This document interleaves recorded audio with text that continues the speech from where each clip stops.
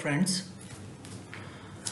so we will be discussing some concepts in friction with the help of one famous H.C. Verma problem. This is the problem. The problem says that A1, A2, A3 of the three blocks are there. They have their masses written over here 2, 3, 7 kg. Coefficient of friction between these surfaces 0.2 between these two, 0.3 between these two, and 0 between 7 kg on surface. And 10 Newton is applied on this, sometime on this, in C part on this, and find the accelerations. So this is basically combination of three sums. Now we will start solving the first one. So 10 kg is applied on the first block. So you are applying 10 Newton. 10 Newton is on first block.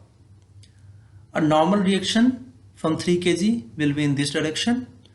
Weight is in this direction. Now friction. So friction. Why friction in this direction? Because the rule is assume there is no friction and observe the point of contact. So if you are pulling this, what will happen to point of contact? If there is no friction, this will also go in this direction. Hence friction is opposite to the point of contact. The rule says assume there is no friction, observe point of contact, apply friction opposite to the motion of relative motion of point of contact.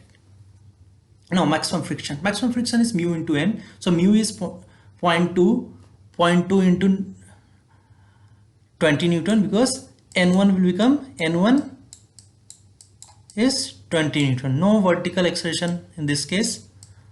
If we would have kept this in a moving lift vertically upward or downward, this scene will change.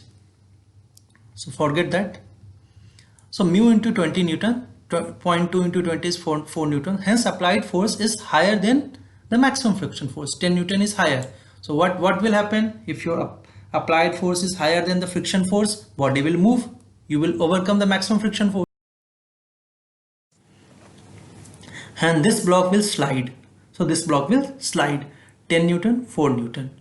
So F equal to ma, F net 10 minus 4 is 2a1. A1 becomes 3 meter per second square. Now the friction force will be applied to the 3 kg surface also. So on 2 kg, the friction was in this direction. So on 3 kg, this will be in this direction. Newton's third law, action and reaction. And this value we have calculated 4 Newton. So 4 Newton on this. Normal reaction N1, that is 20 Newton on this. N2 from the 7 kg in this direction, 30 Newton of its weight. So first we will solve in vertical direction. N1 plus 30 equals to N2. So N2 becomes 50 Newton. Now maximum frictional force again we will calculate, that is mu into n, mu into n2, that is 0.3 into 50, 15 Newton. The frictional force F1 that is going to support the forward motion is only 4 Newton. 4 Newton is less than F2. So you are not going to overcome the maximum friction force, hence the body won't slide over the 7 kg block. So body will be rested on this. So these two will move together now, because this is resting on the frictionless surface. So there won't be any relative motion. So 3 kg and 7 kg, 10 kg is resting on a frictionless surface and 4 Newton is being applied. So acceleration 4 equal to ma. A2 is 0.4 meter per second square, A2 and A3. So we have solved our second part. First part. Now we will move to second part.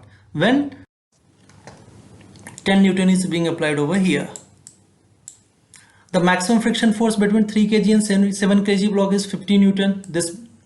And you are only applying 10 Newton over here. So you won't be able to move forward. Hence 3 kg and 7 kg will move together. Now suppose there is sliding between 2 kg and 3 kg block. So now friction direction, how we will oppose. Suppose there is no friction over here. Observe point of contact. If you are applying some force point of contact will go in this direction, hence friction in this direction, and reactionary friction in this direction. Okay, so horizontal direction, Newton's second law, 10 minus F1 equal to 10 A2, A2 becomes 0.6. Now similarly we will do for G. F1 equals to MA, MA is 2A1, so 4 is 2A1, A1 is 2 meter per second square. A2, A3 value was 0.6, A1 is 2 meter. So A1 is greater than A2, A3. The block 2 kg is sliding, because of friction from 3 kg. So 2 kg is sliding because of friction from 3 kg.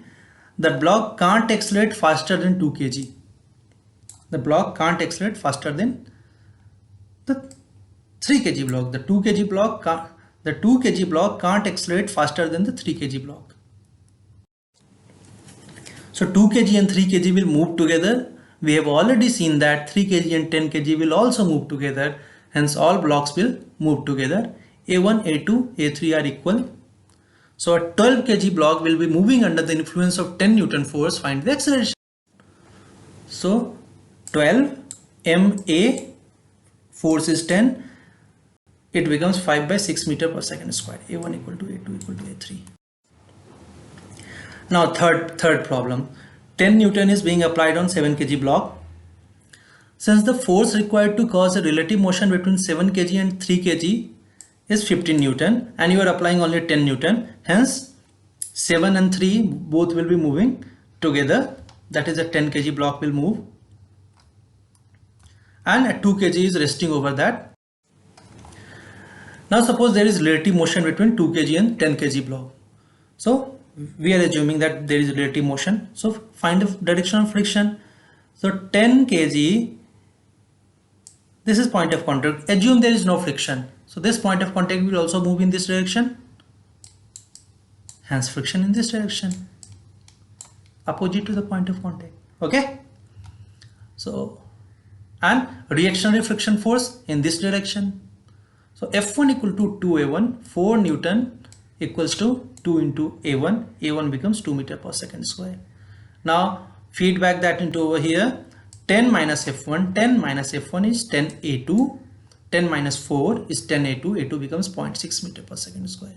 So A2, that is acceleration of these two blocks, is less than A1, that is the acceleration of 2 kg block.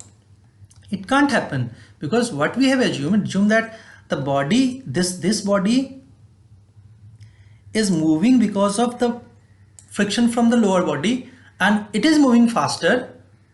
Then if this is moving faster, then what will happen to this point of contact? Observe this will be moving faster to this on this relative to this surface.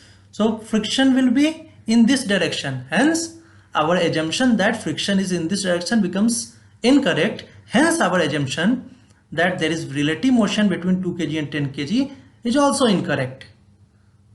So there is no relative motion between 2 kg and 10 kg. So all 12 kg is moving together. So 12A is 10. So A is 5 by 6. A1, A2, A3. This we have solved the third part. Now concept, more emphasis on concept. So we will touch upon some concept that we have used. Those concepts we have used in solving this problem. So first is how to find the direction of friction. As I have repeated, assume there is no friction. Now observe the point of contact. Apply friction opposite to the motion of point of contact. Now next concept is sometimes friction helps in moving forward. So what is happening? Suppose that two blocks are there. You are applying force on the first ever block. There is some friction between these two. Okay. So obviously friction on this body, upper body will be in this direction, but on lower body friction will be in this direction. So because of friction, this body is going forward. So it is not that friction always opposes the forward motion. Now second case, a body is resting on a surface, on another body, there is some friction over here, you apply friction force over here. So what happens? this body, since this point of contact is moving forward, so there will be reactionary force in this direction, and because so there will be friction force in this direction opposite to point of contact, and reactionary friction force will be in this direction. Because of this friction force only this body is moving forward, hence friction is helping in moving forward. So we should never assume that friction always prevents the forward motion. Actually friction tries to prevent the relative motion of point of contact. So focus on point of contact rather than the body. Now the body which is getting help from another body in contact can't accelerate faster than the helping body. So we have seen that if something is resting over here and you are saying that this body, you are pulling this body and this body is also getting acceleration because of this body, so its acceleration A2 can't be greater than A1. Similarly, if somebody is resting on A, like this body is resting on this, one is resting on 2, and now you are putting force on 2, you are pulling it, then A2 will always be greater than A1. So this body can't move with faster acceleration than lower body. We have applied in this this concept in A, B, C, all parts. Okay, thank you friends. So if you find this video helpful, please like, subscribe and share with other people. That will motivate me to put more such videos. Thank you.